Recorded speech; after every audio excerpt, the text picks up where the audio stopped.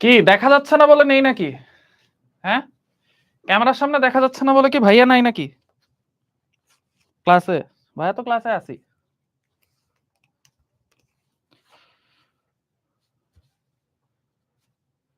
ওয়ালাইকুম আসসালাম। তো ক্লাস 10 এর শিক্ষার্থীবৃন্দ কেমন আছো তোমরা? আমাকে একটু জানাও আমাকে ঠিকমতো দেখা যাচ্ছে কিনা, শোনা যাচ্ছে কিনা? ক্লাসের এখনো বেশ কিছু সময় বাকি। আর তার আগেই হচ্ছে লাইভে চলে এসেছি। কারণ হচ্ছে তোমাদের যদি হচ্ছে কোনো কিছু সমস্যা থাকে সেটা দেখার জন্য।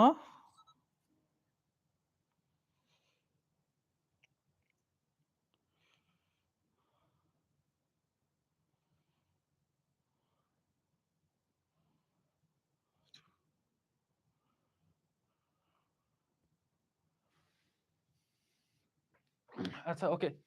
আচ্ছা তোমরা কি একটু আগে বাংলা ক্লাস করছো, রাইট? একটু আগে বাংলা ক্লাস করছো, রাইট? নাকি একটু আগে কি ক্লাস করছো? আচ্ছা যেই ক্লাসই করছো না কেন, তোমাদের তানভীর ভাই নাকি আমাকে পচাইছে ক্লাসের মধ্যে? হ্যাঁ, তানভীর ভাই কি বলছে বলো তো? কি বলছে? কি বলছে?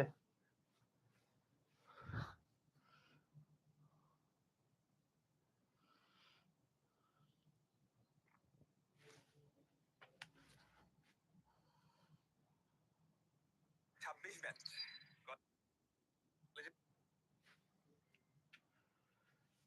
কি বলছে? কিছুই বলে নাই? আচ্ছা, কিছু না বললেই ভালো। সারাদিন পড়েন। আচ্ছা, নড়াচড়া করি না। আচ্ছা,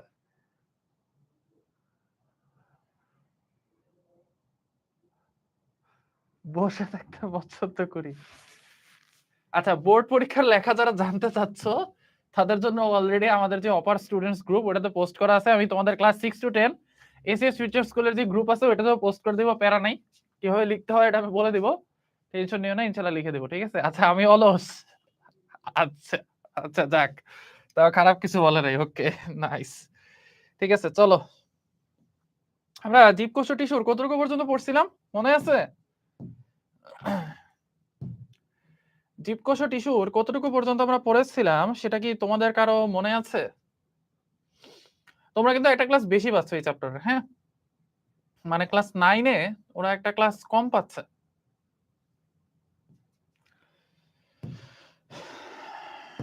আচ্ছা, যেহেতু বাংলা নিয়ে কথা উঠলো, আমার এসএসসি টোটাল নাম্বার একজন জিজ্ঞেস করলা 1246।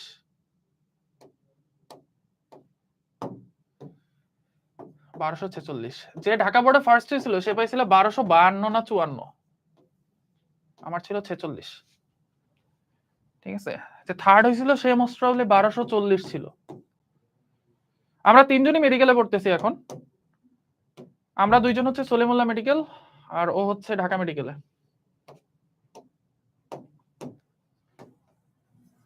আর মেডিকেলে চান্সের বিষয় না মজা হয়েছিল একটা, ঠিক আছে? ধরো ঢাকা বোর্ডে যে ফার্স্ট হয়েছে, সেকেন্ড হয়েছে আর থার্ড হয়েছে। সেকেন্ড আমি হয়েছে, থার্ড হচ্ছে জিনিয়াস হয়েছে, আর ফার্স্ট ছিল হচ্ছে ফাহমিদা। ফাহমিদা পাইছে সোহরাওয়ার্দীতে এসএইচ, আমি পাইছি এসএসএমসি তে, আর জিনিয়াস পেয়েছে ঢাকা মেডিকেলে। তারপরে দেখো মেডিকেলের সিরিয়ালে দেখো 3 2 1 উল্টা হয়ে গেছে। আমাদের এসএসসি সিরিয়াল মেডিকেলের সিরিয়ালে উল্টা হয়ে গেছে। পরে ফাহমিদা হচ্ছে মাইগ্রেশনে চলে আসছে সলিমুল্লাহতে। ঠিক আছে, আমি ওই সেকেন্ডারি হয়ে গেছি। আর আমার সব মানে মানে আমার ম্যাক্সিমাম একাডেমিক রেজাল্ট হচ্ছে 2 2। ঠিক আছে, 2। ক্লাস 10 এর রোল ছিল 2, এসএসসি তে হইছি 2, মেডিকেলে পড়ি সেকেন্ড বেস্ট মেডিকেল। আমার ম্যাক্সিমাম একাডেমিক রেজাল্ট হচ্ছে 2 2।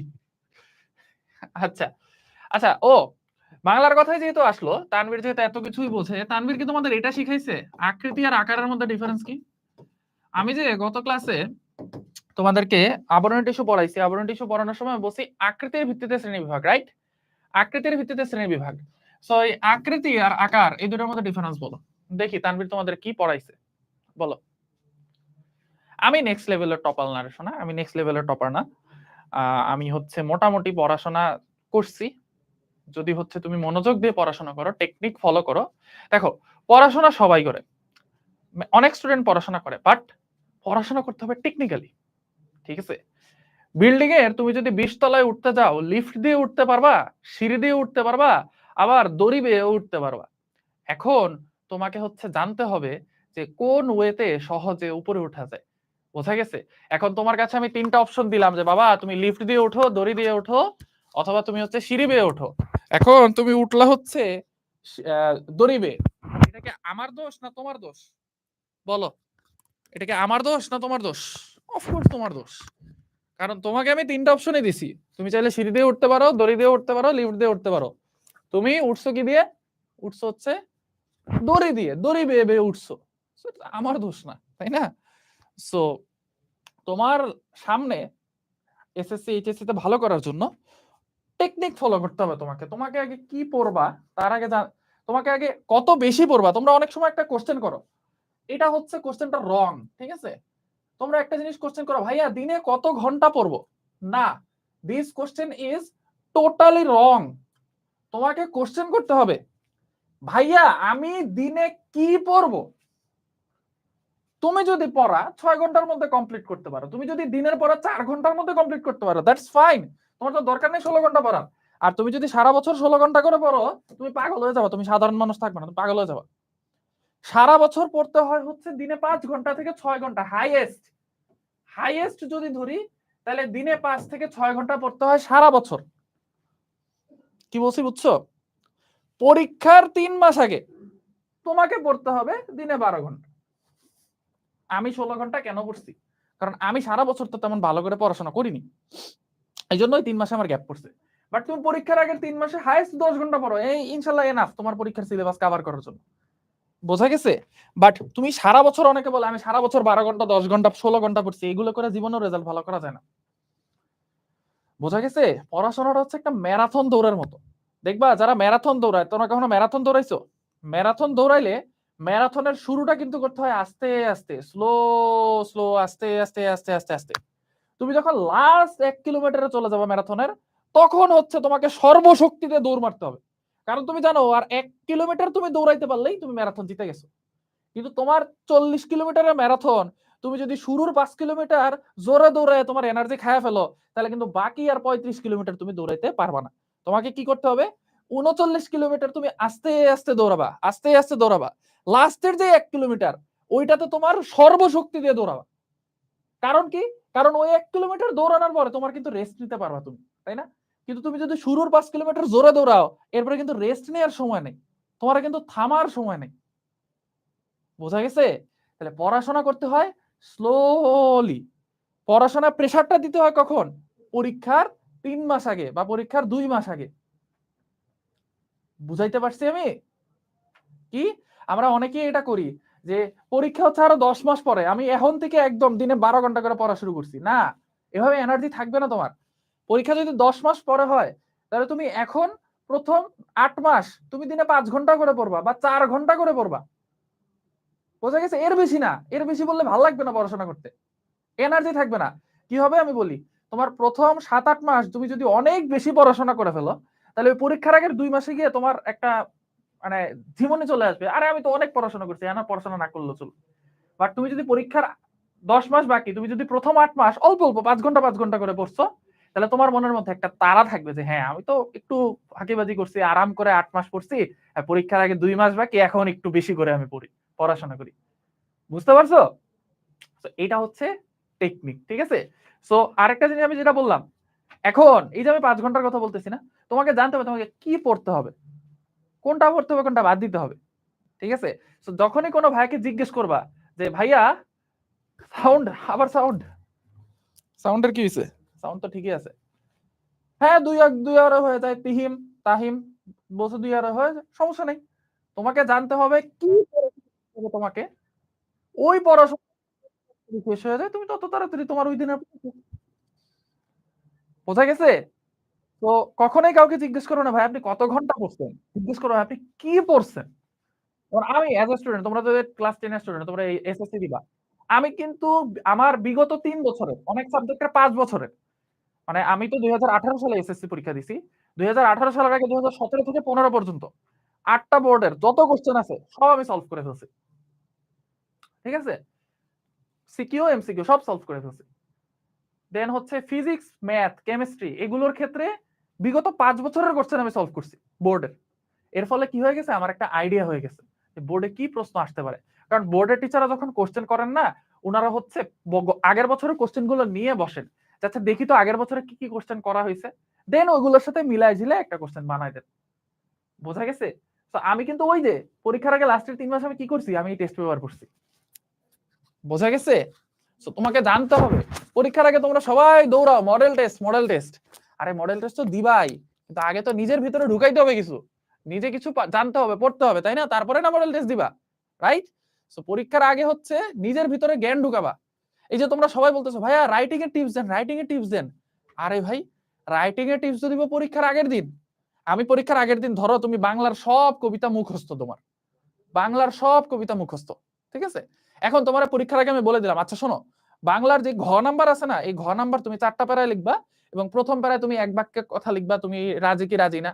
সেকেন্ড মানে তুমি উদ্দীপকের বাক্যের সাথে একমত কি একমত না। সেকেন্ড প্যারা এটা লিখবা, থার্ড প্যারা এটা লিখবা, ফোর্থ প্যারা এটা লিখবা। তাহলে তুমি পরের দিন পরীক্ষার হলে গিয়ে এটা লিখতে পারবা না? অফকোর্স পারবা। কিন্তু তোমার আমি সারা দিন সারা বছর হচ্ছে তোমার আমি এই টেকনিক শিখাইলাম, কিন্তু তুমি সারা বছর একটা কবিতাও মুখস্থ করো নাই, পরীক্ষার হলে গিয়ে তুমি কিছু লিখতে পারবা? পরীক্ষার হলে কি কিছু লিখতে পারবা? কিচ্ছু লিখতে পারবা না। সো লেখার টেকনিক এটা তোমার পরীক্ষার আগের দিনও তোমার আমি বুঝাইলে সমস্যা নাই, কিন্তু জ্ঞান যেটা, এই জ্ঞান তো তোমার জানতে হবে।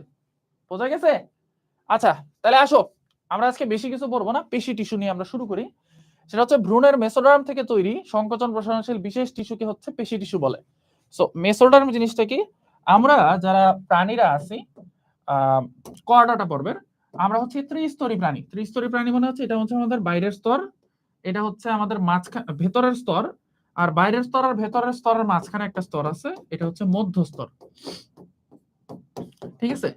সো এই বাইরের যে স্তরটা আছে এটাকে বলা হয় একটোডার্ম,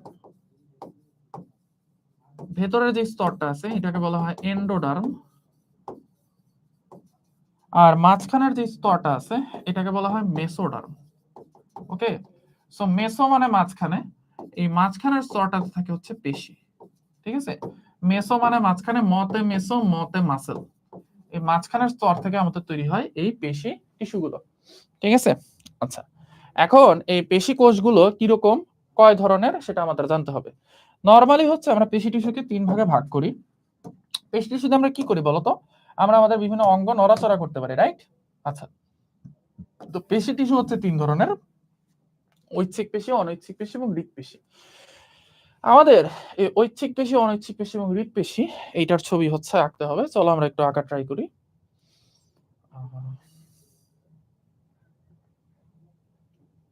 এই যে এটা হচ্ছে আমাদের ঐচ্ছিক পেশি, অনৈচ্ছিক পেশি আর হচ্ছে হৃৎপেশি। ওকে, জাস্ট একটু আমরা রিডিং দেখে নিলাম, এখন হচ্ছে আমরা শুরু করব। হ্যাঁ, পরীক্ষার হলে এটা একদম হট টপিক, গরম কোশ্চেন বা গরম টপিক। সেটা হচ্ছে যে ঐচ্ছিক পেশি, অনৈচ্ছিক পেশি আর হচ্ছে হৃৎপেশি, তিনটার মধ্যে ডিফারেন্স দেখো। আরেকটা কোশ্চেন আছে যে হৃৎপেশি, হৃৎপেশি হৃৎপেশি দেখতে ঐচ্ছিক, দেখতে ঐচ্ছিক, কাজ অনৈচ্ছিক।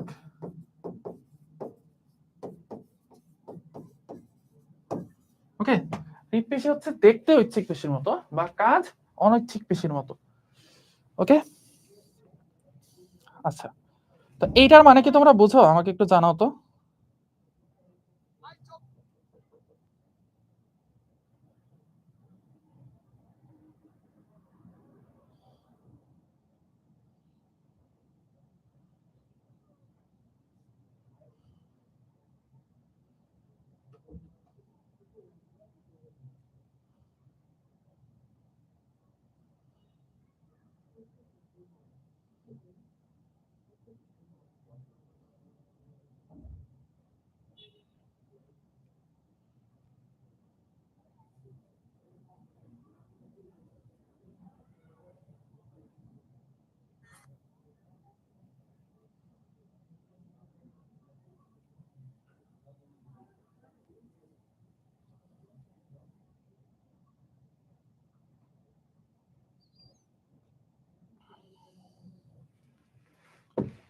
কোথাও যায় নাই।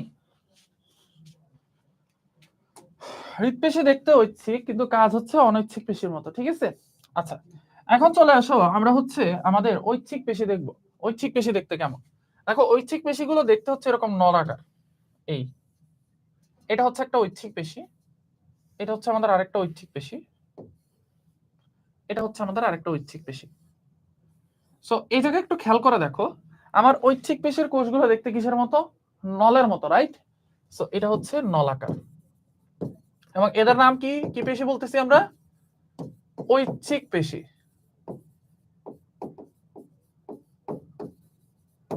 ঐচ্ছিক পেশি। ঐচ্ছিক পেশি কেন?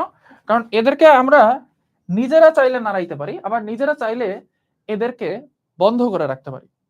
যেমন এই যে আমি হাত নাড়াচ্ছি, আর আমি যদি চাই হাত বন্ধ রাখতে, এই যে হাত বন্ধ। ওকে, আচ্ছা, এবার যদি তুমি তোমার হার্টের কথা চিন্তা করো, তুমি কি চাইলে তোমার হার্টবিট বন্ধ করে রাখতে পারবা? পারবা না, রাইট? সো এটা কি আমাদের নিজের ইচ্ছার উপর ডিপেন্ড করে না, এটা কন্টিনিউয়াসলি চলতে থাকে। আমাদের যে রক্তনালীর ভিতর দিয়ে যে রক্ত চলতেছে, এই রক্তনালীর যে পেশিগুলো আছে, এগুলোকে কি তুমি বন্ধ করে রাখতে পারবা চাইলে? পারবা না, কারণ কন্টিনিউয়াসলি এটা চলতেছে। সো এটা হচ্ছে অনৈচ্ছিক পেশি। সো ঐচ্ছিক পেশির একটা বদনাম আছে, সেটা হচ্ছে এরা ডোরা কাটা পেশি। ডোরা কাটা পেশি কিরকম? কারণ হচ্ছে এদের মধ্যে এরকম ডোরা দেখা যায়। এই এই তোমাদের কি যোজক টিস্যু পড়াই নেই? যোজক টিস্যু পড়াই নেই? পড়ানোর কথা তো, যোজক টিস্যু কিন্তু বেশি নাই তোমাদের বইয়ে, খুব অল্প। যোজক টিস্যু পড়াই নেই? পড়াইছি তো। অর্ধেক বলে না, অর্ধেক বলে হ্যাঁ। কি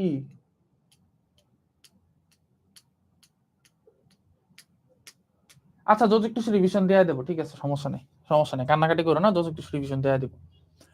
আচ্ছা দেখো, এটা হচ্ছে একটা ঐচ্ছিক পেশি, ঠিক আছে? আচ্ছা, এটা হচ্ছে একটা ঐচ্ছিক পেশির কোষ, এটা একটা ঐচ্ছিক পেশির কোষ, এটা একটা ঐচ্ছিক পেশির কোষ। এখন দেখো, এই যে এই ঐচ্ছিক পেশির কোষটা আছে, এই ঐচ্ছিক পেশির কোষটা আরেকটা ঐচ্ছিক পেশির সাথে, কোষের সাথে এমনি যুক্ত থাকে। এই এই এই এখন ঐচ্ছিক পেশি কোষের একটা স্পেশালিটি আছে। আমরা নরমালি কি জানি? আমরা লসিকা তোমাদের সিলেবাসে নাই ভাইয়া, লসিকা তোমাদের লাগবে না। আমরা নরমালি কি জানি? আমরা নরমালি জানি হচ্ছে যে একটা কোষে একটাই নিউক্লিয়াস থাকে, বাট ঐচ্ছিক পেশির মধ্যে হচ্ছে নিউক্লিয়াস থাকে অনেকগুলো। এই কেন নিউক্লিয়াস অনেকগুলো থাকে বলো তো? কেন? ওয়াই? কারণ খেয়াল করে দেখো, ঐচ্ছিক পেশির কিন্তু আমাদের অর্ডার শুনে কাজ করতে হচ্ছে। একটা মেশিন তুমি তাকে চালু করে দিলে সে কন্টিনিউয়াসলি চলতেছে, তারে কিন্তু কন্ট্রোল করার জন্য খুব বেশি কিছু দরকার নেই। বাট এমন একটা মেশিন যাকে তুমি এই থাম বললে থামতেছে, এই চল বললে চলতেছে, তাহলে তারা কন্ট্রোল করার জন্য কিন্তু বেশি জিনিস দরকার, রাইট?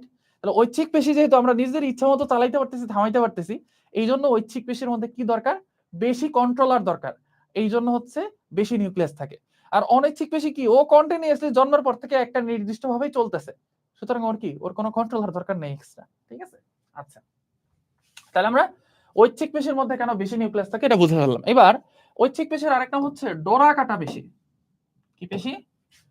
ডোরা কাটা পেশি। তোমরা ডোরা কাটা একটা প্রাণীর নাম জানো যার গায়ে হচ্ছে ডোরা কাটা আছে? দুইটা প্রাণীর নাম আমার মাথায় আসতেছে, ডোরা কাটা। বলো তো, একটা খায় আর একটা হচ্ছে খাবার হয়। ইয়েস, জেব্রা এবং বাঘ, রাইট? সো এই ঐচ্ছিক পেশির কোষগুলোকে তুমি যদি দেখো, তাহলে এদের গায়ের মধ্যে দেখবা এরকম অনুপ্রস্থ ডোরা আছে। কি ডোরা?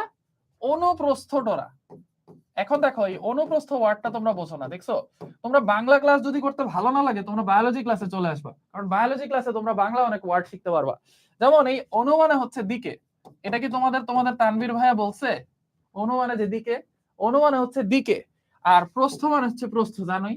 তার মানে অনুপ্রস্থ মানে হচ্ছে প্রস্থের দিকে, রাইট? সো এখানে ডোরাগুলো কি আছে? প্রস্থের দিকে আছে। যদি ডোরাগুলো এরকম থাকতো, যে ডোরাগুলো এরকম এরকম এরকম ডোরা, তাহলে এটা কি হইতো?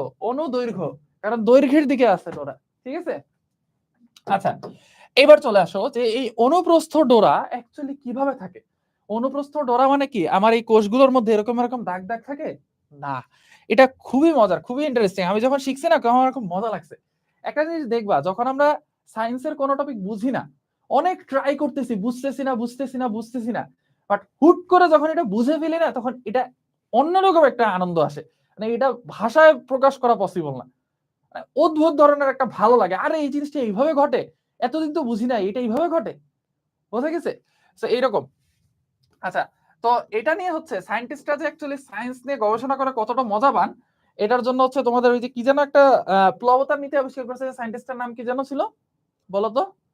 প্লবতার নীতি যে আবিষ্কার করছে, ভুলে গেছি নাম, দিয়ে Archimedes, yes, Rishan Mahmud Archimedes.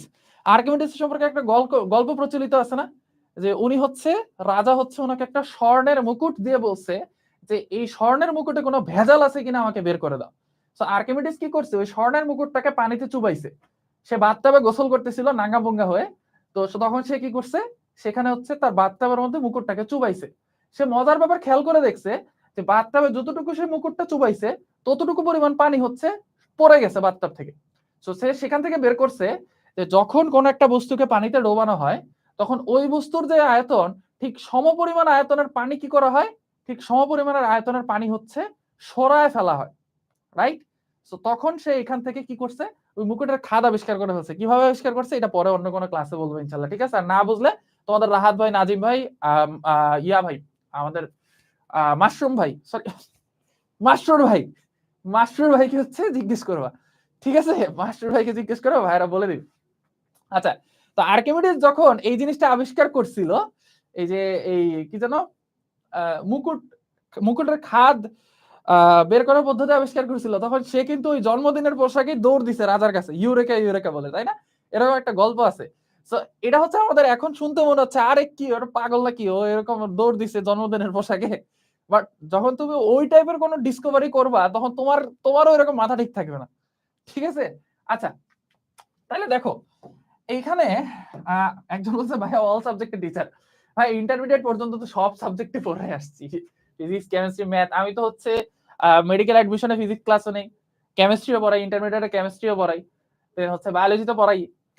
Biology actually হচ্ছে আমার খুব ফেভারিট সাবজেক্ট না, আমি পড়াইতে পছন্দ করি ফিজিক্স আর কেমিস্ট্রি, ঠিক আছে? বায়োলজিও পড়াই, মানে বায়োলজিতে হচ্ছে কি এক্সপ্লেনেশনের জায়গাটা কম।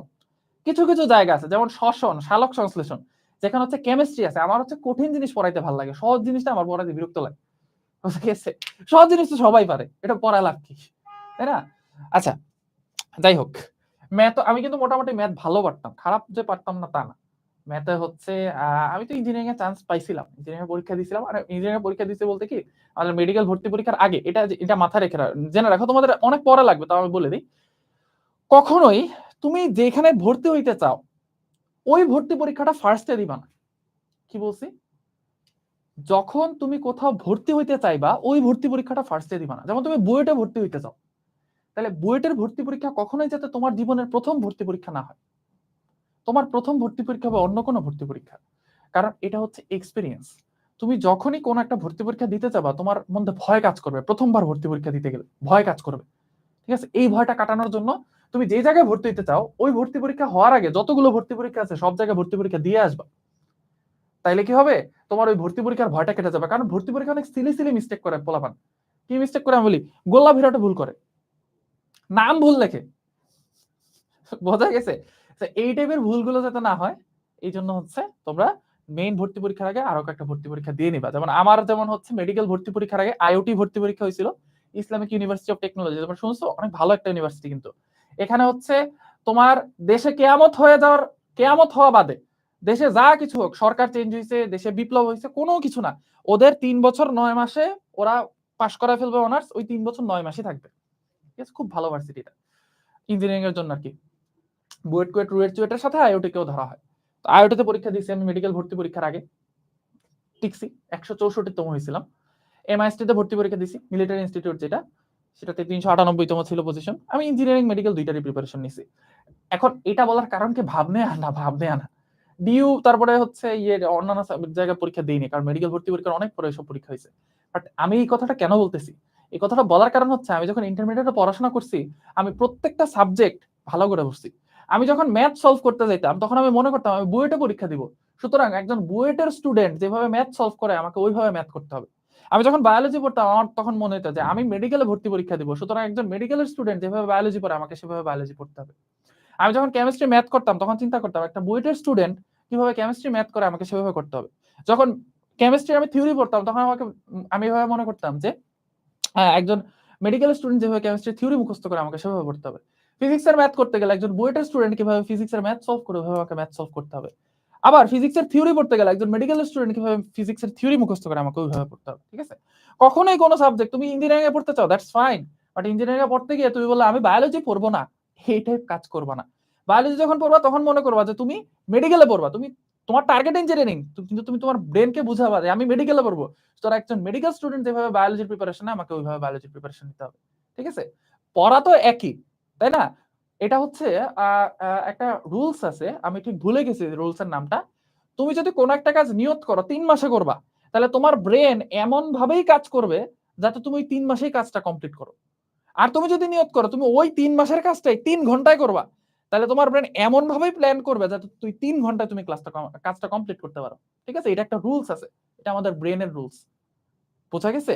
তুমি যতদিন টার্গেট সেট করবা তোমার ব্রেন ওইভাবেই হচ্ছে তোমাকে কাজ করাবে।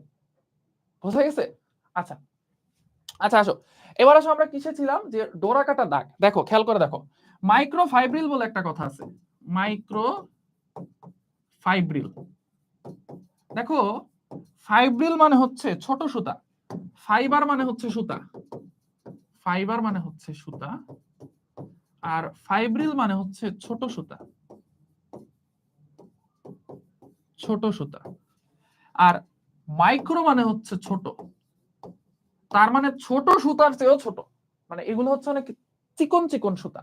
ঠিক আছে, আচ্ছা সো এই চিকন চিকন সুতাগুলো কিভাবে থাকে দেখো, এই যে একটা পেশি আছে না, এই পেশি কোষের মধ্যে এইরকম করে অনেকগুলো সুতা থাকে কোষের ভেতরে। এই এই সুতাগুলোকে বলা হয় মাইক্রোফাইব্রিল। মজার ব্যাপার, এই যে সুতাগুলো আছে না, এই সুতাগুলোর গায়ের মধ্যে এই যে এরকম ছোট ছোট ডট থাকে, এবং এই ডট গুলো একই জায়গায় থাকে। দেখছো এই ডট গুলো কি থাকে, একই জায়গায় থাকে। তার ফলে দেখো মজাটা কি হয়, দেখো এরকম অনেকগুলো সুতা আছে, অনেক সুতা, একটা পেশি কোষের মধ্যে অনেকগুলো হচ্ছে সুতা আছে, এই অনেকগুলো সুতা, প্রত্যেকটা সুতার মধ্যে একটা নির্দিষ্ট জায়গায় ডট ডট দেয়া, এই এই এই এই এই এই এই গোলাপিটা কিন্তু পুরোটা একটা দাগ না, প্রত্যেকটা সুতার একটা নির্দিষ্ট জায়গায় দাগ দেয়া। ফলে তুমি যখন অনেক দূর থেকে দেখতেছো, টেস্ট করে দেখো, তোমার মোবাইলটা দূরে নিয়ে যাও তোমার থেকে, দূর থেকে দেখলে কিন্তু মনে হবে যে এইটা অ্যাকচুয়ালি পুরোটা একটা লাইন, রাইট? পুরোটা একটা লাইন। এই জন্যই আমাদের এটারে দেখতে হচ্ছে ডোরা কাটা বেশি মনে হয়, বাট আমরা মনে করি যে লাইন মনে হয় এমনি এমনি দাগ দেয়া, না লাইন এভাবে দাগ দেয়া না, লাইন হচ্ছে অ্যাকচুয়ালি যে এই মাইক্রোফাইব্রিল গুলো আছে না, মাইক্রোফাইব্রিল গুলোর গায়ের মধ্যে হচ্ছে এরকম দাগ আছে।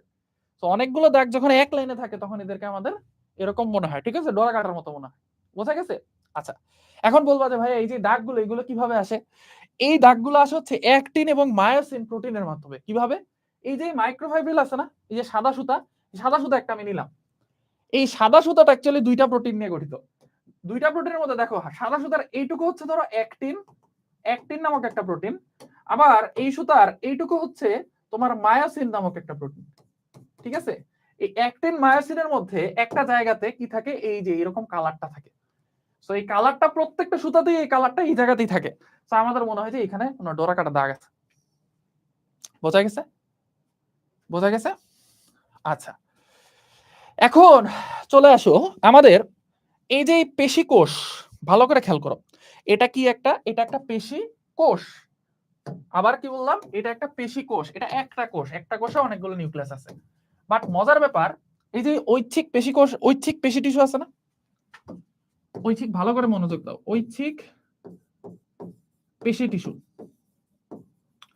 এই ঐচ্ছিক পেশি টিস্যুর যে কোষ আছে বা ঐচ্ছিক পেশি কোষ, এই ঐচ্ছিক পেশি কোষের আরেকটা নাম, এই ঐচ্ছিক পেশি কোষের আরেকটা নাম হচ্ছে পেশি তন্তু। মানে এই পেশি কোষটারই আরেকটা নাম হচ্ছে পেশি তন্তু। কেন? কেন?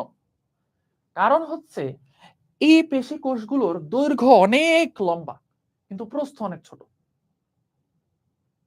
এই পেশি কোষগুলোর দৈর্ঘ্য অনেক লম্বা কিন্তু প্রস্থ অনেক ছোট, এই জন্য এদেরকে দেখতে একটা লম্বা দড়ির মতো মনে হয়। এই জন্য এই কোষগুলোর আরেকটা নাম হচ্ছে পেশি তন্তু। যাহাই পেশি কোষ তাহাই পেশি তন্তু। বোঝা গেছে? আচ্ছা এই পেশি তন্তুর ভেতরে কি থাকে? পেশি তন্তুর ভেতরে থাকে হচ্ছে microfibril. Okay, confusion clear? Hopefully confusion clear. এইবার আসো, এই জায়গাতে তোমরা সার্কো বলে বেশ কিছু কথা বাবা, সেটা তোমাদের বইয়ে হয়তো নাই, আমি শিখাই দিচ্ছি।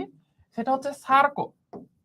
খেয়াল করবা, পেশি রিলেটেড যা কিছু আছে সবকিছুকে, পেশি কোষ রিলেটেড যা কিছু আছে সবকিছুকে আমরা সার্কো দিয়ে প্রকাশ করি। যেমন এই পেশি কোষের মধ্যে যে সাইটোপ্লাজম আছে, এই পেশি কোষের সাইটোপ্লাজমকে আমরা বলি সার্কোপ্লাজম। সার্কোপ্লাজম। ওকে, পেশি কোষের যে আবরণ আছে, এই যে পেশি কোষের চারদিকে যে আবরণটা দেখতেছো না, আবরণ কি দিয়ে তৈরি হয়? কোষ ঝিল্লি, রাইট? সো আবরণ ঝিল্লি বা পেশি কোষের যে ঝিল্লি আছে, পেশি কোষের চারদিকে যে আবরণটা আছে বা পর্দাটা আছে, সেটাকে আমরা বলি সার্কোলেমা। তোমাদেরকে কিন্তু আমি শুরুর দিকে বলছিলাম যে এই লেমা, ঝিল্লি, পর্দা এগুলো একই কথা, রাইট? সো পেশি কোষের চারদিকে যে আবরণটা আছে এটাকে আমরা বলি সার্কোলেমা। বোঝা গেছে? আচ্ছা, তাহলে হোপফুলি আমরা সার্কোলেমা, সার্কোপ্লাজম এগুলো বুঝতে পারছি। আমরা হচ্ছে ঐচ্ছিক পেশির যে বৈশিষ্ট্যগুলো আছে, এই বৈশিষ্ট্যগুলো অনেকগুলোই হচ্ছে আমরা শিখতে পারছি, রাইট? আচ্ছা, এখন দেখো ঐচ্ছিক পেশিগুলা কিন্তু একটা আরেকটার সাথে যুক্ত থাকে না। দেখো প্রত্যেকটা পেশিকোষ কিন্তু আলাদা আলাদা আছে, রাইট? এটা মাথায় রাখবা, প্রত্যেকটা পেশিকোষ কিন্তু আলাদা আলাদা আছে। এই সাত লিখতেছো কেন? সাত দিয়ে কি বোঝায়? হ্যাঁ, আচ্ছা যাই হোক, কি যেন বলতেছি, কি যেন বলবো ভুলে গেছি। আচ্ছা যাই হোক, তাহলে এটা হচ্ছে আমাদের ঐচ্ছিক পেশি। ওকে, এখন আসো হচ্ছে আমরা আমাদের হৃদপেশি দেখব। ঐচ্ছিক পেশির সাথে হৃদপেশির সম্পর্কটা কি? হ্যাঁ, আচ্ছা দেখো, এটা হচ্ছে আমাদের হৃদপেশি।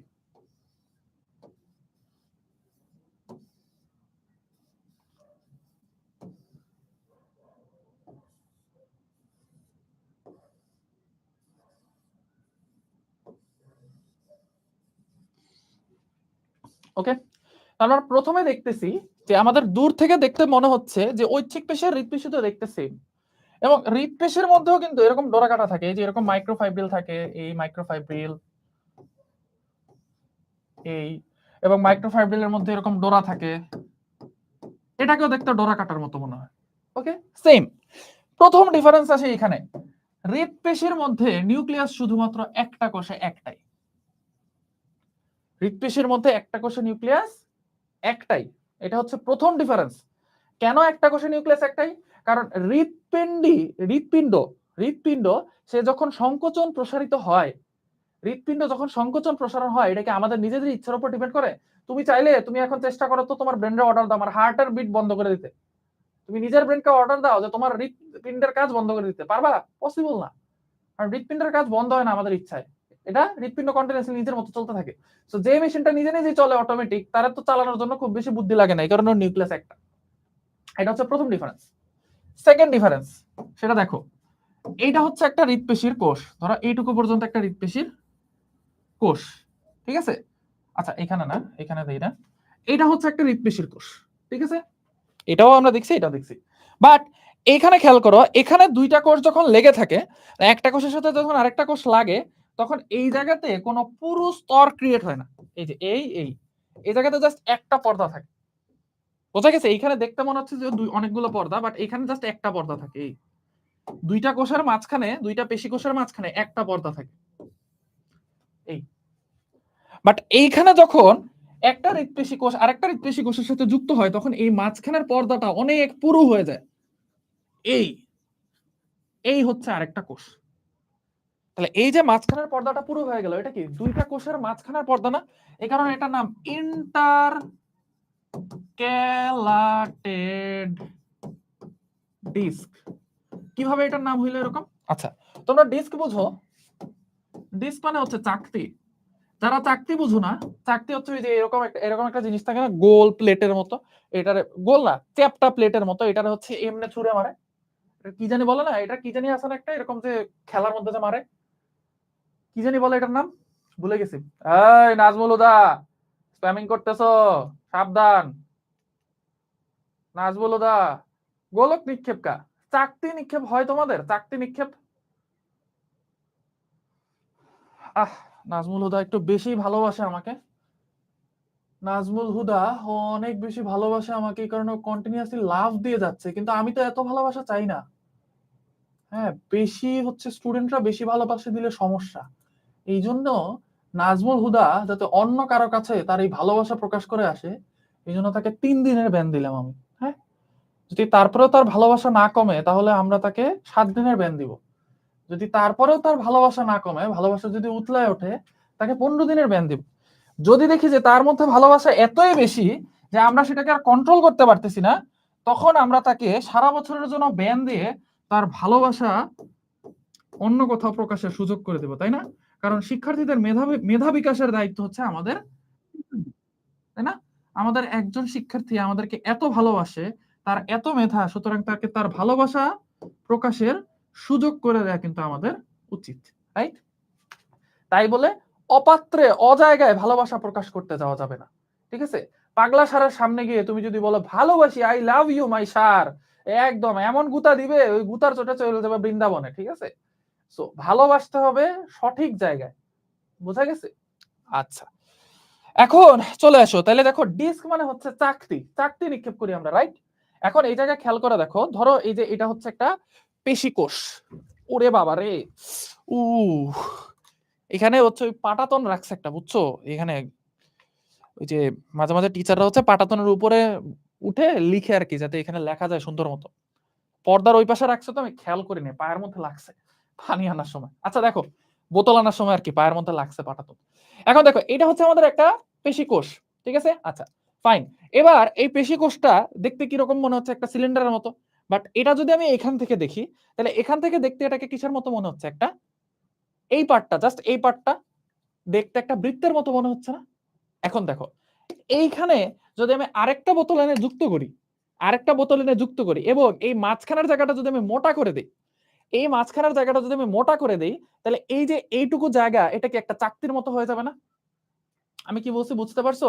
তাহলে এইটুকু ধরো, এটা হচ্ছে আরেকটা বোতল, তাহলে এইটুকু জায়গায় আমি দেখো এই যে আমার এই জায়গাটা কিন্তু মোটা, তাহলে এই জায়গাটা কি একটা চাকতির মতো হয়ে যাবে না? সো এটাকে বলা হয় ডিস্ক বা চাকতি। সো হৃৎপেশি কোষগুলোর দুইটা কোষের মাঝখানে যখন এরকম এরা যুক্ত হয়, তখন এই জায়গাটা মোটা হয়ে যায়, এটাকে বলা হয় চাকতি বা ডিস্ক। আর ইন্টার মানে হচ্ছে মধ্যবর্তী, মধ্যবর্তী। তোমরা ইন্টারফেস পড়বা, ইন্টার মানে মধ্যবর্তী। ইন্টারমিডিয়েট আছে না? ইন্টারমিডিয়েট মানে এই বান্দারা না আছে স্কুলে, না আছে ভার্সিটিতে, দুইটার মাঝখানে স্যান্ডউইচ, এটা হচ্ছে ইন্টারমিডিয়েট। বোঝা গেছে? বোতল কেটে দেখলে অন্যরাও বুঝতে পারতো। এখন আমার বোতল কাটতে সমস্যা নাই, বাট বোতল কাটার পরে এখানে পানি পড়ে যে স্টুডিওটা নষ্ট হবে, এটার জন্য রাকিব ভাই, ওহি ভাই দুইজন মিলে দুই দিক থেকে আমার বেদ দিয়ে পিটাবে। তুমি যদি আমার পক্ষ হয়ে এই স্টুডিও পরিষ্কার করতে রাজি থাকো এবং দুই দিকে দুই ভাইয়ের বেতের পিটানো খাইতে রাজি থাকো, তাহলে আমার সমস্যা নাই, আমি বোতল কেটে দেখাবো, ঠিক আছে?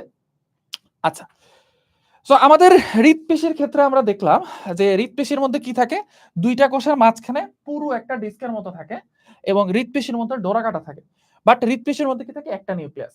তাহলে ঐচ্ছিক পেশির সাথে হৃৎপেশির মিল দেখো, এখানেও হচ্ছে কি আছে, ঐচ্ছিক পেশিতে হচ্ছে আমাদের মাইক্রোফাইব্রিল আছে, হৃৎপেশিতেও মাইক্রোফাইব্রিল আছে। ঐচ্ছিক পেশির মধ্যে ডোরা কাটা আছে, হৃৎপেশিতেও ডোরা কাটা আছে। বাট ডিফারেন্স কি? ঐচ্ছিক পেশিতে অনেকগুলো নিউক্লিয়াস একটা কোষে, হৃৎপেশিতে একটা কোষে একটাই নিউক্লিয়াস। ঐচ্ছিক পেশিতে দুইটা কোষের মধ্যে কোনো কানেকশন নাই, পাশাপাশি দুইটা কোষের মধ্যে কোনো কানেকশন নাই। বাট হৃৎপেশিতে পাশাপাশি দুইটা কোষের মধ্যে একটা কানেকশন আছে, এই এই, বোঝা গেছে? আচ্ছা, এরপর খেয়াল করে দেখো যে ঐচ্ছিক পেশির মধ্যে আর হৃৎপেশির মধ্যে আরেকটা মিল দেখায়। ঐচ্ছিক পেশির কোষগুলো নলাকার, হৃৎপেশির কোষগুলো কিন্তু নলাকার, ঠিক আছে? তো তোমাদের পরীক্ষায় আসবে ঐচ্ছিক পেশি এবং হৃৎপেশির মধ্যে ডিফারেন্স লেখো এবং তাদের মধ্যে মিলগুলো লেখো। পারবা না? আশা করি পারবা। এইবার চলে আসো আমাদের আরেকটা পেশি, সেটা হচ্ছে আমাদের অনৈচ্ছিক পেশি। অনৈচ্ছিক পেশি, অনৈচ্ছিক, অনৈচ্ছিক মানে তো বুঝতেই পারতেছো যেটা ঐচ্ছিক পেশি না।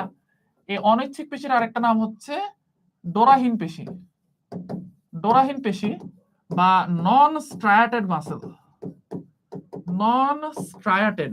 স্ট্রায়াটেড মানে হচ্ছে ডোরা কাটা, ঠিক আছে? এটা হচ্ছে স্ট্রায়াটেড মাসেল।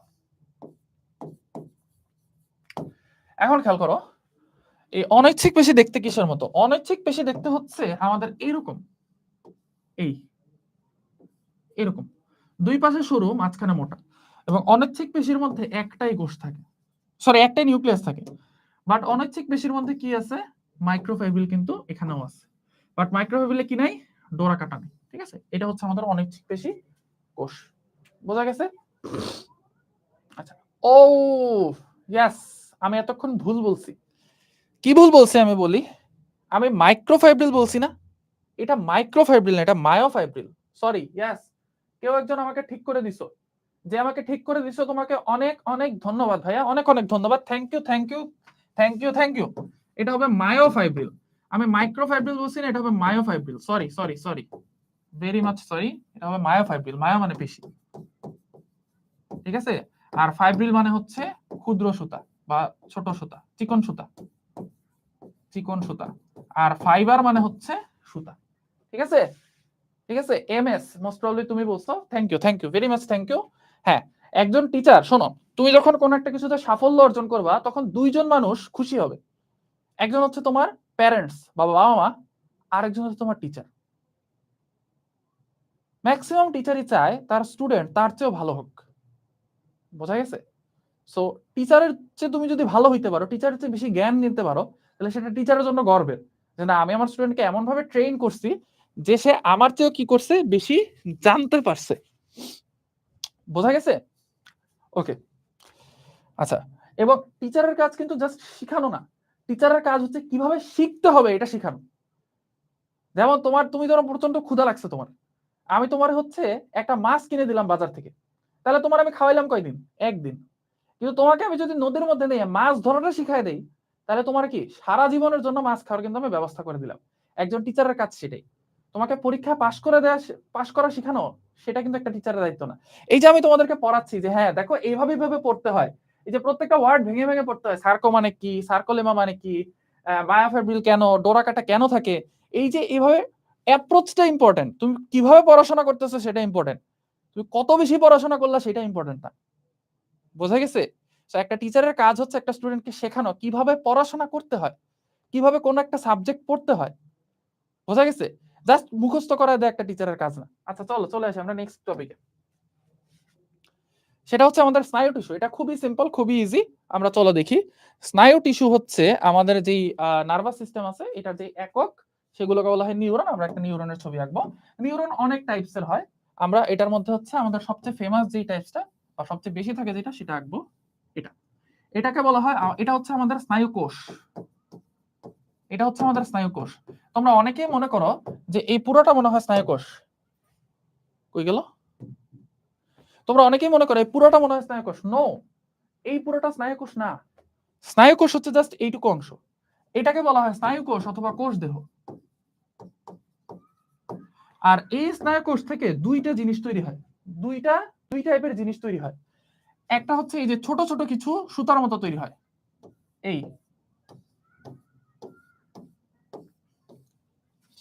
এই যে এই বড় লম্বা সুতাটা, এটাকে বলা হয় ডেনড্রন। আর এইটার যে শাখাগুলো আছে, এই যে শাখা, ছোট ছোট শাখা, এগুলোকে বলা হয় ডেনড্রাইট।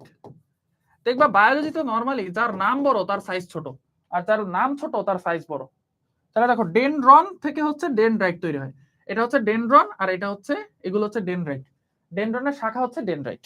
আচ্ছা, এবার খেয়াল করো, এই যে স্নায়ুতন্তুটার মধ্যে, এই স্নায়ু কোষটা থেকে আরেক ধরনের হচ্ছে তন্তু বেরোয়। এই, তাহলে ডেনড্রন হচ্ছে একটা স্নায়ুতন্তু, আরেক টাইপের হচ্ছে স্নায়ুতন্তু আছে, সেটা হচ্ছে এটা।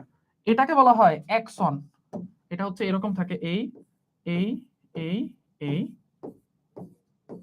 এই, এটাকে বলা হয় অ্যাক্সন। অ্যাক্সন, অথবা এই অ্যাক্সনটাকে আমরা অনেক সময় বলি স্নায়ুতন্তু। বোঝা গেছে? তাহলে এটা হচ্ছে আমাদের স্নায়ু কোষ বা কোষ দেহ, আর এই অ্যাক্সনটা হচ্ছে আমাদের স্নায়ুতন্তু। ওকে, তোমরা যখন ব্রেনের স্ট্রাকচার করবে তখন এটা তোমাদের কাজে লাগবে। এবার দেখো, এই অ্যাক্সনের গায়ের মধ্যে হচ্ছে চর্বি লেগে থাকে। চর্বি আমি হলুদ কালার দিয়ে দেখাই। চর্বি লেগে থাকে কিরকম? এই যে এরকম, এই এই কিছু কিছু জায়গায় চর্বি লেগে থাকে, আর কিছু কিছু জায়গা ফাঁকা থাকে। এই যে যেই সব জায়গায় চর্বি লেগে থাকে, সেসব জায়গাকে বলা হয় মায়োলিন সিথ। মায়োলিন শীথ বা শীথ। শীথ মানে হচ্ছে গুচ্ছ। তাহলে এই জায়গাতে চর্বি জমে থাকে, এই যে এইগুলো হচ্ছে চর্বি সব, ঠিক আছে, এই যে এরকম চর্বি, চর্বি দিয়ে হচ্ছে অ্যাক্সনটা ঢেকে থাকে, এইগুলো হচ্ছে মায়োলিন শীথ। আর মায়োলিন শীথের মাঝখানে মাঝখানে এই যে ফাঁকা জায়গাগুলো আছে না, তোমাদেরকে ওই যে উদ্ভিদ টিস্যু পড়ানোর সময় আমি বলছিলাম না যে আখের মধ্যে এই যে এইরকম অংশ থাকে, এই যে এই অংশগুলোকে বলা হয় পর্ব, এই যে পর্ব, আর এটা হচ্ছে পর্ব মধ্য। না বললে এখন শিখে নাও, আখের যে অংশটা তোমরা ফেলে দাও সেই অংশটা হচ্ছে পর্ব, আর দুই পর্বের মাঝখানে যে রসালো অংশটা সেটা হচ্ছে পর্ব মধ্য। সো এখানেও কি দেখা যাচ্ছে যে মাঝখানে মাঝখানে কি পর্বের মতো দেখা যাচ্ছে না, এই যে চর্বি চর্বি মাঝখানে পর্ব। সো এই পর্বটা হচ্ছে রেনভিয়ার নামক একজন বিজ্ঞানী আবিষ্কার করছে, এই জন্য এটার নাম হচ্ছে রেনভিয়ারের পর্ব, রেনভিয়ারের পর্ব, ঠিক আছে। আচ্ছা, এখন কথা হচ্ছে আমাদের এই স্নায়ু টিস্যুর মধ্যে এইরকম সিস্টেম হইলো কেন? মায়োলিন শীথটা পুরোটার মধ্যেই থাকতো, আর নাহলে থাকতোই না, এটা এরকম ভাঙ্গা ভাঙ্গা অবস্থায় রইলো কেন, তাই না? কোশ্চেন আসে না যে এটা ভাঙ্গা ভাঙ্গা অবস্থায় রইলো কেন? দেখো, এটাই হচ্ছে তোমার পড়া আর আমার পড়ার মধ্যে পার্থক্য। সেটা হচ্ছে তুমি পড়লে কি করতে, তুমি জাস্ট এরকম পড়া যেতে যে হ্যাঁ রেনভিয়ারের পর্ব আছে, মায়োলিন শীথ মাঝে মাঝে থাকে না, বাট আমি কিন্তু কোশ্চেন করতেছি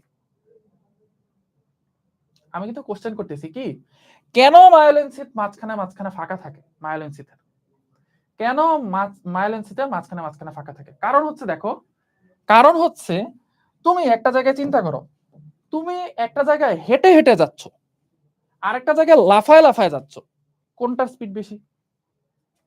তুমি একটা জায়গায় হেঁটে হেঁটে যাচ্ছ, আরেকটা জায়গায় লাফ দিয়ে যাচ্ছ, কোনটার স্পিড বেশি? লাফানোর স্পিড বেশি, অফকোর্স।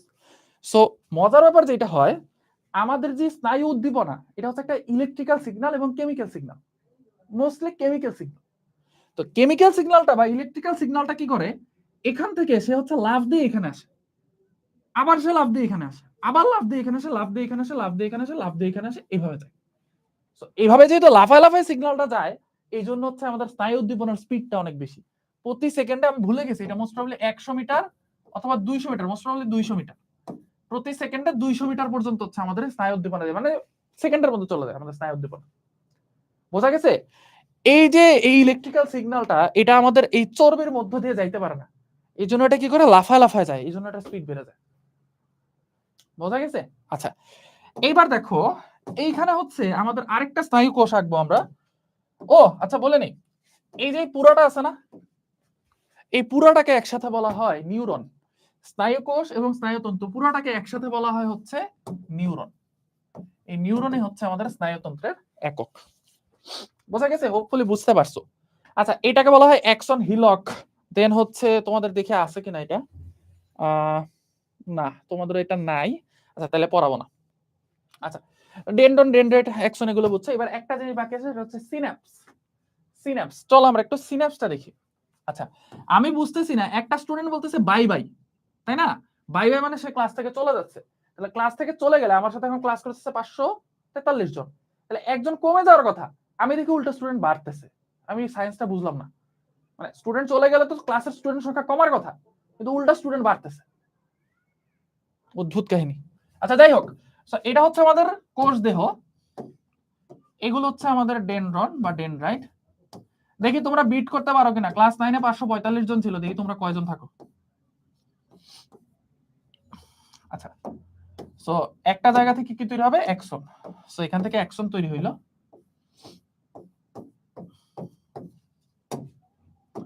জায়গায় মায়োলিন শীথ দেই। আচ্ছা, এই জায়গাতে হচ্ছে আমরা আরেকটা নিউরন আঁকবো এখন, এই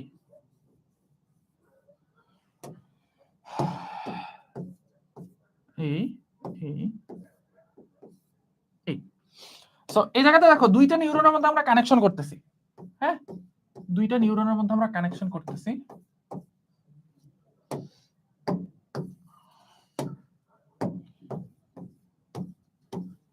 আচ্ছা দেখো, এই যে একটা নিউরনের অ্যাক্সন আর আরেকটা নিউরনের হচ্ছে ডেনড্রন, একটা নিউরনের অ্যাক্সন আর একটা নিউরনের ডেনড্রন, দুইটা এখানে কি হইছে, একসাথে আছে না? ঘটনা কি ঘটবে জানো, এই একটা নিউরনের অ্যাকশন থেকে স্নায়ু উদ্দীপনা আস্তে আস্তে আস্তে আস্তে করে আরেকটা নিউরনের ডেনড্রনে চলে যাবে। দেন সেই ডেনড্রন থেকে এই যে দেখো একটা নিউরন ধরো এখান থেকে স্নায়ুদ্দীপনাটা তৈরি হয়েছে, স্নায়ুদ্দীপনা এরকম লাফাইতে লাফাইতে লাফাইতে লাফাইতে এইটুকু পর্যন্ত আসলো। আসার পরে সে আস্তে আস্তে কি করবে, এই যে একটা নিউরনের অ্যাকশন থেকে আরেকটা নিউরনের ডেনড্রাইটে চলে যাবে, দেন ডেনড্রাইট থেকে যাবে ডেনড্রনে, দেন ডেনড্রন থেকে আস্তে আস্তে যাবে কোষ দেহে, কোষ দেহ থেকে আবার এরকম লাফায় লাফায় লাফায় লাফায় সে চলে যাবে পরেরটাতে। তাহলে এই যে যেই জায়গার মধ্যে দুইটা নিউরনের মধ্যে কানেকশন হইলো এই জায়গাটাকে বলা হয় সিন্যাপস। ঠিক আছে, এই তোমাদের কিন্তু বানানোর খুবই বাজে অবস্থা, সিন্যাপস। একজন মায়োফাইব্রিল বানান লিখছে, সে লিখছে এমনি মিয়াওফাইব্রিল,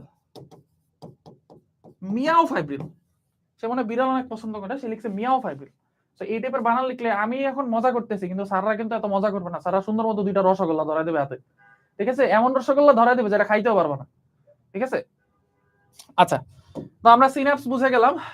এই যে এটা হচ্ছে একটা সিনাপসের ছবি, এটা হচ্ছে pre synaptic neuron, post synaptic neuron, এগুলো হচ্ছে খুবই সহজ জিনিস, বুঝছো, শুনতে কঠিন লাগতেছে। প্রি মানে আগে, সিনাপসের আগে যে নিউরনটা থাকে সেটা হচ্ছে প্রি সিনাপটিক নিউরন, আর পোস্ট মানে পরে, সিনাপসের পরে যে নিউরন থাকে ওটা হচ্ছে পোস্ট সিনাপটিক নিউরন, ঠিক আছে। আচ্ছা, ওকে, সো আমাদের প্রাণী টিস্যু মোটামুটি কমপ্লিট। এখন এখন তোমরা আমারে দয়া করে বলো, আমি কি তোমাদের যোজক টিস্যু পড়াইছি? আমার মনে হচ্ছে আমি এটা পড়াইছি, আমি এটা পড়াইছি। তোমরা তো পাজি লোক, তোমরা তো মানুষ ভালো না মিয়া, এটা আমি পড়াইছি, এটা আমি পড়াইছি, আমার মনে আছে। আমি তোমাদেরকে হাড় দিয়ে দেখাইছি না, হাড় একে দেখাইছি না, তোমরা তো মানুষ ভালো না। হ্যাঁ, এমনি টায়ার্ড থাকি সারাদিন, তোমরা আমার দিয়ে আবার এক্সট্রা জিনিস পড়াইতে চাও। হ্যাঁ, একবার পড়ানোর পর আবার পড়াইতেছো। তোমাদের এই ছবি আগে দেখাইছি না আমি, এই ছবি আগে দেখাইছি। এই যে বদমাইশগুলো না কইতেছো এগুলো ক্লাস করো নাই, যেগুলো না করতেছো এগুলো কাজ করে না। শোনো, যখন চোর কোনো জায়গায় চুরি করে, তোমাদের চোর বলতেছি না, জাস্ট লাইফ লেসন দিচ্ছি, যখন চোর কোনো জায়গায় চুরি করে সে কোনো না কোনো চিহ্ন রাখা যায়, বুঝা গেছে, সে কোনো না সে যত বড় চালাক চুরি হোক কোনো না কোনো চিহ্ন রাখা যায়। তার মানে যারা এখন বলতেছো যে ভাই ক্লাস করার নাই, তারা নিশ্চয়ই ক্লাস করার নাই নাকি। আচ্ছা যাই হোক, ক্লাস করো না, আমি আবার বুঝাই দিই, ঠিক আছে, বুঝছি তোমরা আমার জ্বালায় ফেলবো না বুঝাইলে। যোজক টিস্যু দেখো, যোজক টিস্যু তিন ধরনের। যোজক টিস্যু হচ্ছে একটা হচ্ছে ফাইব্রাস যোজক টিস্যু। ফাইব্রাস মানে হচ্ছে ফাইবার, মানে হচ্ছে কি, আচ্ছা আচ্ছা ঠিক আছে বাবা, অর্ধেক পড়াইছে, আমার মাথা ব্যথা হয়েছিল, ঠিক আছে মাপ চাই, ভুল হয়েছে। এখন দেখো, ফাইব্রাস মানে হচ্ছে, ফাইবার মানে সুতা, ঠিক আছে, সুতা দিয়ে আমরা কি করি, আমাদের কোনো কাপড় চোপড় যদি ছিঁড়ে যায় সেটাকে সেলাই করি না। ফাইব্রাস যোজক টিস্যু কি করে, আমাদের পেশি আর হাড়ের মাঝখানে বন্ধন হিসেবে কাজ করে, ঠিক আছে। এই যে এই হলুদটা হচ্ছে ফাইব্রাস যোজক টিস্যু। এবার স্কেলিটাল, স্কেলিটাল মানে হাড়। তো স্কেলিটাল যোজক টিস্যু কি করে, আমাদের হাড় যা করে তাই করে। তো হাড়গুলো কি করতেছে, পুরো বডিটাকে একটার সাথে একটা যুক্ত করতেছে না পার্ট। এই ইলহাম হাসনাত, ইলহাম, হ্যাঁ বাবা আমি বুঝছি, আমি অর্ধেক পড়াইছিলাম, আমার মাথা ব্যথা হয়েছিল, হইছে, আমি বুঝছি বাপ, বুঝছি। এখন দেখো, হাড় হচ্ছে দুই ধরনের। মুরগির হাড় খাওয়ার সময় তোমরা যেই পার্টটা হচ্ছে চাবায় খাও, নরম যেই লাল পার্টটা, ওইটা হচ্ছে আমাদের অস্থি মজ্জা, ঠিক আছে। আচ্ছা, এইবার দুইটা হাড়ের মাঝখানে, মুরগির দুইটা হাড়ের মাঝখানে যে কচকচে অংশটা থাকে সেটা হচ্ছে কোমল আস্থি বা তরুণ আস্থি। আর মুরগির হাড়ের যে অংশটা আমরা ফেলে দেই শক্ত সাদা, সেইটা হচ্ছে অস্থি, বোঝা গেছে। এইবার চিন্তা করো যে এরা কি কাজ করে। অস্থি হচ্ছে আমাদের বডির সব অঙ্গকে প্রোটেকশন দেয়, আমাদের ব্রেনকে প্রোটেকশন দেয়, আমাদের হচ্ছে হার্টকে প্রোটেকশন দেয়, লাংসকে প্রোটেকশন দেয়, এগুলোই বলছে। আমাদের চলতে সাহায্য করে, এগুলোই বলছে। রক্তকণিকা উৎপন্ন করে, আমাদের লোহিত রক্তকণিকা, শ্বেত রক্তকণিকা, এগুলো হচ্ছে অস্থি তৈরি করে, এটাই বলছে। আচ্ছা, এইবার চলে আসা হচ্ছে তরল যোজক টিস্যু। দেখো রক্ত কি করতেছে, আমাদের পুরো বডিকে কানেক্ট করতেছে না। অফকোর্স রক্ত আমাদের পুরো বডিকে হচ্ছে কানেক্ট করতেছে, এই কারণে রক্তকে বলা হয় হচ্ছে তরল যোজক টিস্যু, কারণ তরল রক্ত হচ্ছে তরল, ঠিক আছে। আর রক্তের কি কাজ, বিভিন্ন দ্রব্য পরিবহন করা, রোগ প্রতিরোধ করা, কেন, কারণ ডাব্লিউবিসি থাকে বা হোয়াইট ব্লাড সেল বা শ্বেত রক্তকণিকা থাকে। আর রক্ত অফকোর্স নিজেকে জমাট বাঁধতে সাহায্য করে। এবার তরল যোজক টিস্যুর মধ্যে দুইটা টিস্যু আছে, একটা হচ্ছে রক্ত, একটা হচ্ছে লসিকা। লসিকা তোমাদের জানা লাগবে না, এটা তোমাদের সিলেবাসে নেই। আমাদের পুরো শরীরে যেরকম রক্তনালী আছে, আমাদের পুরো শরীরে লসিকা নালীও আছে, ঠিক আছে, এটা তোমরা ইন্টারমিডিয়েটে ভালো করে বুঝবা, ঠিক আছে। ওকে, তো আমাদের এইটুকু পর্যন্ত পড়া শেষ। আমাদের এখন হচ্ছে বাকি আছে একটা টপিক চ্যাপ্টার 2 এর, সেটা হচ্ছে কই গেল,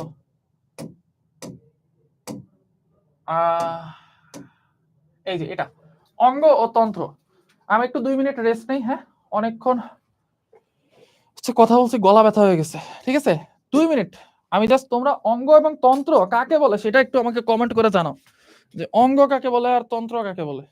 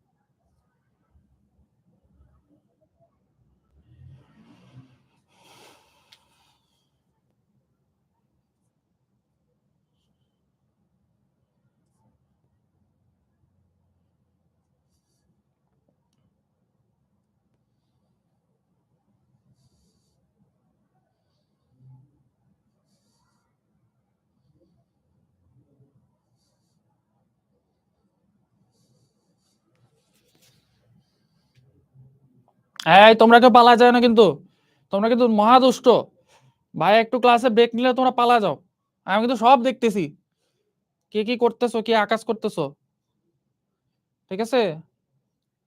আর শোনো, তোমরা যে অ্যাপে কমেন্ট করতেছো না, এই অ্যাপের কমেন্ট কিন্তু রয়ে যায়। হ্যাঁ, এটা কিন্তু এমন না যে হচ্ছে তোমার ফেসবুকে কমেন্ট করলে ডিলিট করে নিল। এখন কিন্তু আমরা কি করি, কমেন্ট পড়ার আগে স্ক্রিনশট মারি, কমেন্ট পড়ার আগে স্ক্রিনশট নেই, ঠিক আছে? সো খুব সাবধান, এমন কমেন্ট করো না যাতে নিজের মান সম্মানের 12টা বাইজে যায়, ঠিক আছে? আমি কিন্তু মানুষ ভালো, আবার আমি কিন্তু মানুষ অনেক খারাপ। পচানোর সময় এমন পচানো দিব, পরে কান্নাকাটি করে কুলবে না। আচ্ছা, এখন এখানে তোমাদের এই ওরে বাবা রে, দেখ তাও মোবাইলটা পরে নেই, কলম পড়ছে। আচ্ছা, অঙ্গ এবং তন্ত্র দেখো, অনেকগুলো অঙ্গ মিলে যখন কোন একটা নির্দিষ্ট কাজ করে তখন সেটাকে বলা হয় তন্ত্র, ঠিক আছে? আচ্ছা, এখন দেখো আমাদের শরীরে বেশ কিছু তন্ত্র আছে, যেমন এখানে পরিপাক তন্ত্র।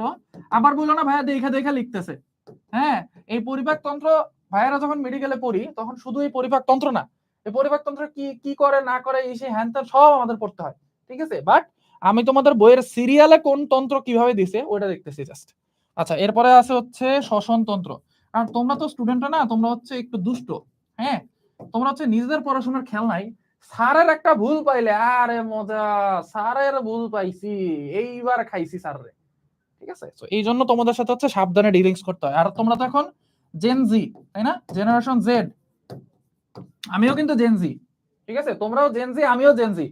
এবং ইভেন আমাদের এসএস ফিচার স্কুলে যারা এখন আছি আমরা সবাই, আমাদের মনে হয় সিটিও ইমরান মোস্তফা ভাই ছাড়া আমরা মনে হয় সবাই জেন জি, মানে আমাদের সিইও রাকিব ভাই, ওই ভাই, সবাই আমরা জেন জি, ঠিক আছে? আচ্ছা, তোমাদের জন্য একটা কুইজ আজকে বায়োলজি ক্লাসের বাইরে, জেন জি কোন জেনারেশনকে বলা হয়? জেন জি। এবং আরেকটা কোশ্চেন, আমাদের যে বাবা মা আছেন উনাদেরকে কোন জেনারেশন বলা হয়? জেন জি কোনটা, আর আমাদের বাবা মা যেটা, আমাদের বাবা মা হচ্ছে যেই জেনারেশন, তাদেরকে কোন জেনারেশন বলা হয়? ঠিক আছে, তাদেরকে হচ্ছে কোন জেনারেশন বলা হয় এবং সেটা কত সাল থেকে কত সাল? আচ্ছা, এবার আসো স্নায়ুতন্ত্র, আরেকটা আছে রেচন তন্ত্র, এরপরে আছে জনন তন্ত্র, এরপর আছে ত্বক, এরপর আছে অন্তঃক্ষরা গ্রন্থি। ওকে, আচ্ছা, এখন তোমাদের জন্য একটা সুসংবাদ আছে এবং একটা দুঃসংবাদ আছে। সুসংবাদটা হচ্ছে আমি এটা আজকের ক্লাসে পড়াবো না, এটা আমি আজকের ক্লাসে পড়াবো না। এখন তাই বলে লাফা বা রাকিব ভাইয়ের বিচার দিতে চাও না যে সাদমান ভাই বায়োলজি ক্লাসে ফাঁকি মারছে, বা আঙ্কেল আন্টির বিচার দিও না, মানে তোমাদের বাবা মাকে বিচার দিও না যে সাদমান ভাই ক্লাসে ফাঁকি মারছে। আমি অ্যাকচুয়ালি ক্লাসে ফাঁকি মারছি, আবার ফাঁকি মারি নাই। তো সুসংবাদ কি দিলাম, আমি আজকের ক্লাসে হচ্ছে এটা পড়াবো না। এই রে, চ্যাট জিপিটি মারছো না ডিপসিক, মুশফিকুর মাসকুর হইলেও চ্যাট জিপিটি মারছে নাহলে ডিপসিক মারছে, নাহলে জেমিনাই মারছে। না, তোমরা যে চ্যাট জিপিটি থেকে নকল করো না, এটা বোঝা যায়। ওখানে জাস্ট সার্চ করছে জেনজি কাকে বলে, বলে দাও বাংলায়, সে ওখানে বলে দিছে যে চ্যাট জিপিটি ওটা সুন্দর মতো কপি পেস্ট করে দিছে। আচ্ছা দেখো, তো সুসংবাদ কি দিলাম, যে এটা তোমাদের আমি পড়াবো না। বাট দুঃসংবাদটা হচ্ছে তোমাদের এই প্রত্যেকটা টপিকের উপর আলাদা আলাদা চ্যাপ্টার আছে, ত্বক বাদে প্রত্যেকটা টপিকের উপর আলাদা আলাদা চ্যাপ্টার আছে, ঠিক আছে? সো তোমাদেরকে বিস্তারিত ভাবে এই টপিকগুলো কোথায় পড়তে হবে, আমাদের পরবর্তী চ্যাপ্টার গুলোতে। এটা হচ্ছে ওই যে ওই বইয়ের মতো হয়ে গেছে যে আগের ক্লাসে পড়েছো বা পরবর্তী ক্লাসে গিয়ে শিখবে, ঠিক আছে? এই টাইপের জিনিস হয়ে গেছে আর কি, বোঝা গেছে? সো আমি আর এটা পড়াচ্ছি না। দেন আরেকটা টপিক আছে, সেটা হচ্ছে কি অণুবীক্ষণ যন্ত্র। অণুবীক্ষণ যন্ত্র, আমি একটু ক্লাসের ছবি নেই, ঠিক আছে? তোমরা আজকে অনেকে হচ্ছে ক্লাস করতেছো, 563 জন, নাইস। আচ্ছা, তো অণুবীক্ষণ যন্ত্র এটা হচ্ছে প্র্যাকটিক্যাল, এটা আমার পড়ানোর কিছু নাই, এটা তোমরা নিজেরা পড়লে বুঝবা। এখান থেকে সিকিউ একদমই আসে না, এটা জাস্ট হচ্ছে প্র্যাকটিক্যালের মধ্যে তোমাদের একটা ছবি আঁকতে হয়। এবং ভাই এই অণুবীক্ষণ যন্ত্রের যে যন্ত্রণা, এই অণুবীক্ষণ যন্ত্রের যন্ত্রণা হচ্ছে আমাদের এই মেডিকেলের ফার্স্ট ইয়ারে অণুবীক্ষণ যন্ত্র আঁকতে হয়েছে, থার্ড ইয়ারে আঁকতে হয়েছে, ফোর্থ ইয়ারে আঁকতে হয়েছে, মনে হয় ফাইনাল ইয়ারে আবার আঁকতে হবে। মানে এইটা যে আঁকায় কি মজা পায় টিচাররা, আমি এইটাই বুঝি না। এই প্র্যাকটিক্যালটা যে আঁকায় টিচাররা কি মজা পায়, অণুবীক্ষণ যন্ত্র আমার আঁকা শিখে আমার লাভটা কি ভাই, আমি এটাই বুঝি না। আচ্ছা যাই হোক, হোয়াট এভার। ও এখন এটা মনে হয় আমি ক্লাস 9-এ একবার জ্ঞান দিছি, এখন আবার জ্ঞান দিই। সেটা হচ্ছে বাংলাদেশের মানুষ অনেক খারাপ, স্পেশালি স্টুডেন্টরা। কেন? কারণ তোমরা কাকড়া দেখছো, এই যে যারা বলতেছো স্যার ছুটি দেন, তাদের জন্য বলি, তোমরা কাকড়া দেখছো, কাকড়া ধরার পরে কাকড়াগুলোকে এরকম একটা খোলা বালতিতে রেখে দেয়, খোলা বালতিতে। খোলা বালতিতে রেখে দিলে আমাদের কি মনে হচ্ছে, কাকড়াগুলো তো উপর দিয়ে পালায় যাওয়ার কথা না, কিন্তু এই মহাশয়রা পালাইতে পারে না। কেন? কারণ এখানে পর্যন্ত কাকড়া ভরে রাখা হয়েছে, একটা কাকড়া যখন উপরে ওঠার চেষ্টা করে বাকি কাকড়াগুলো টাইনা ধরে। আমিও যাব না, তোরাও যাইতে দিব না। তোমাদের হচ্ছে এই অবস্থা, আমিও ক্লাস করব না, স্টুডেন্টদেরও বাকিদেরও ক্লাস করতে দিব না, আমিও শিখবো না, তোদেরও শিখতে দিব না। বোঝা গেছে? ঘটনা হচ্ছে এটা। এখন খেয়াল করে দেখো, ওরা যেহেতু এই কাজ করতে পারে না, এখন দেখো সুন্দর মতো যদি একটা কাকড়া বের হয়ে যেত, তাহলে ওর দেখা দেখি বাকি কাকড়াগুলো বের হয়ে যেত। এখন কেউই যেহেতু বের হইতে পারে না একজন আরেকজনের টানাটানিতে, সুতরাং ওদের জায়গা হয় কোথায়, আমাদের পেটে। তো তোমরাও এরকম, তোমাদের যার পড়াশোনা করতে ইচ্ছা করে না, বাবা এটা তো অনলাইন ক্লাস, এটা তো অফলাইন না যে আমি তোমার ধরে ক্যামেরার ভিতরে ঢুকে তোমার ধরবো, সেটা তো উপায় নেই। তোমার ক্লাস ইচ্ছা না করলে, পড়তে না ইচ্ছা করলে তুমি যাও গা, লিভ দাও ক্লাস থেকে, সমস্যা কি? আমি তো আর ধরে রাখতেছি না তোমাদের, না আমিও পড়বো না, আমার ব্যাচের কারো পড়তেও দিব না। এটা কি ধরনের কাজ কারবার ভাই? ছুটি দেন বলার কি আছে? অনলাইন ক্লাসে আবার ছুটি কি? অনলাইন ক্লাসে তো ওই শুরুর 1 মিনিট থেকে ছুটি, অনলাইন ক্লাস শুরুর সাথে সাথে তো ছুটি, তোমার ইচ্ছা করলে তুমি ক্লাস করবে না, রাইট? এই ছুটি দাও ছুটি দাও এটা বলবা না, ঠিক আছে? আচ্ছা, তো যাই হোক, আসলে এখন হচ্ছে তোমাদেরকে এই চ্যাপ্টার 2 থেকে ছুটি দিব। মোস্ট প্রবাবলি চ্যাপ্টার 3 নিবে হচ্ছে অহনা, চ্যাপ্টার 4 নিবে তন্দ্রা আপু, চ্যাপ্টার 5 এ ইনশাআল্লাহ তোমাদের সাথে আমার আবার দেখা হবে। এই চ্যাপ্টারের উপর একটা রিভিউ ক্লাস হয়তো আমি নিব, ঠিক আছে? আচ্ছা, তো আমি হচ্ছে class 6 to 10 ACS future school গ্রুপে তোমাদের এই ছবিটাও পোস্ট দিব, তোমরা অলরেডি দেখছো ক্লাস 9 এর ছবি নিয়ে আমি পোস্ট দিছি। তো এই ছবিটা নিয়ে পোস্ট দিছো, তোমাদের কেমন লাগছে ক্লাস সেটা হচ্ছে একটু জানাবা, ঠিক আছে? ওকে, ইনশাআল্লাহ আর 2 চ্যাপ্টার পরে তোমাদের সাথে আবার আমার দেখা হবে। ওকে ওকে, ক্লাস 10 এর শিক্ষার্থীবৃন্দ, আসসালামু আলাইকুম।